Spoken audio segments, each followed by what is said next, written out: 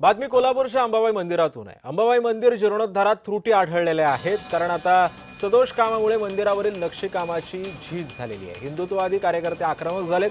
संवर्धनाच्या कामाकडे लोकप्रतिनिधींचं लक्ष नसल्याचा आरोप यावेळी करण्यात आला। हिंदुत्ववादी कार्यकर्त्यांसोबत बातचीत केली आमचे प्रतिनिधी अमरसिंह पाटील यांनी। कोल्हापूर जिल्ह्यामध्ये हिंदुत्ववादी कार्यकर्ते आक्रमक झालेत। आक्रमक होण्याचं कारणही तसंच आहे।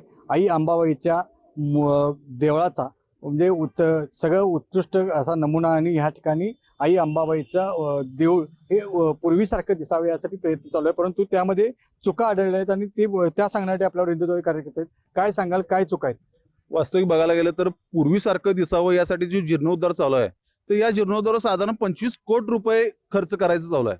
तर हे खर्च करत असताना जे सँड ब्लास्टिंग मशीन जे प्रेशर देऊन नाजूक नक्षीकाम पण त्याच्यात नष्ट करायचं चालू आहे, तर हा एवढा पुरातन ठेवा हा पूर्ण नष्ट करायचं हे कारस्थान चालू आहे असं आम्हाला दिसतंय। गेल्या काही दिवसापासून हिंदुत्ववादी कार्यकर्ते आक्रमक होतात, ह्याचं कारण काय? हिंदुत्ववादी सरकार आहे असं आपण सगळ्यांनी, हिंदुत्ववादी सरकार आहेच, पण त्याचा योग्य उपयोग होत नाही, कारण सतत हिंदुत्वावरच अन्याय होत चालला असं वाटतंय। अंबाबाईचं मंदिर हे कोणी उठतोय आणि काहीतरी गैरसमज पसरवतोय, त्यापेक्षा आमची एकच इच्छा आहे की कलेक्टरने हा खुलासा करावा, सामान्य जनतेला कळावं की बाबा काम काय चालू आहे।